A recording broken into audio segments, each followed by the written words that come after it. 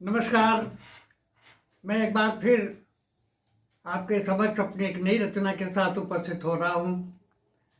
रचना का शीर्षक है ढलत बाव मिरिया अंधारे अंधारे।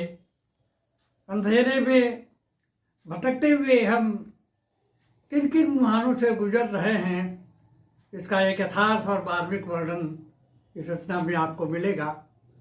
आप सुनिए और रचना का आनंद लीजिए।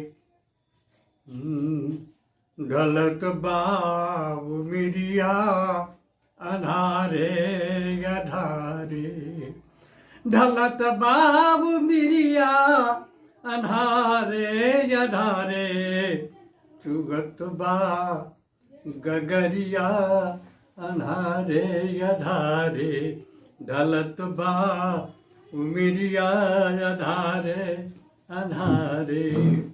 बंद कोठरिया में आकुल जिंदगिया, बंद कोठरिया में आकुल जिंदगिया, टटोरे दुवरिया यधारे यधारे, ढलत बाबू मिरिया अनारे अधारे।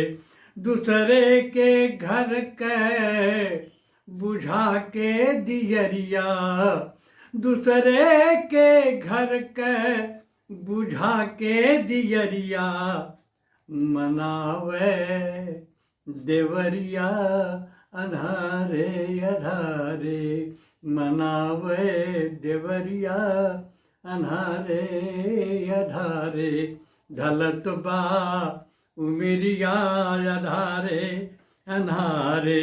का देखी रतिया पे रिझल चनरम, का देखी रतिया पे रिझल चनरम, सुसुके अजोरिया अंधारे अंधारे, सुसुके अजोरिया अंधारे अंधारे, ढलत बा उमिरिया अंधारे अंधारे। अरे कबले लगल रही मुसवन का महफिल, अरे कबले लगल रही मुसवन का महफिल, डोले बिलरिया अंधारे अंधारे। अरे कबले फुलगिया बचल रही, कबले फुलगिया बचल रही, बुधुआ चरावे बकरिया अंधारे अंधारे, चरावे चरावे बकरिया अंधारे अंधारे। अरे जिया बोरे रजऊ फसावे चिड़ैया, जिया मोरे रजऊ फसावे चिड़ैया, मारे मछरिया अंधारे अंधारे, मारे मछरिया अंधारे अंधारे, ढलत बाबू मिरिया अंधारे अंधारे, ढलत बाबू मिरिया अंधारे। धतेरी ससुराव कैसन हो राजा, धतेरी ससुराव कैसन हो राजा, चोरावे ककरिया अंधारे अंधारे, चोरावे ककरिया अंधारे अंधारे, ढलत बा उमिरिया अंधारे अंधारे।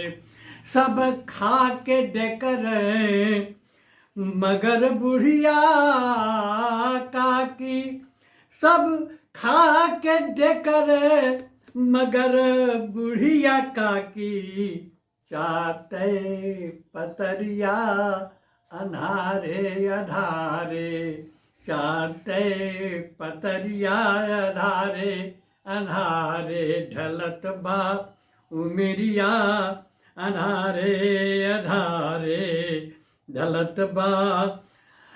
अरे ढेकी बूसर यहाँ खाली जाता, ढेकी बूसर यहाँ खाली जाता, चलत बा चकरिया अन्हारे अन्हारे, ढलत बा उमिरिया। अरे कुसकात कंकड़ से जूझत बा सारंग, कुसकात कंकड़ से जूझत बा सारंग, बनी के लतरिया अघारे अधारे, बनी के लतरिया अधारे अधारे, जबले न धरती पे सूरज उतरी है, जबले न धरती पे सूरज उतरी है। अरे जरी दियरिया अन्हारे अन्हारे, ढलत बा उमिरिया अन्हारे अन्हारे, चुवत बा गगरिया अन्हारे अन्हारे, ढलत बा उमिरिया अन्हारे अन्हारे अन्हारे अन्हारे, ढलत बा उमिरिया अन्हारे अन्हारे।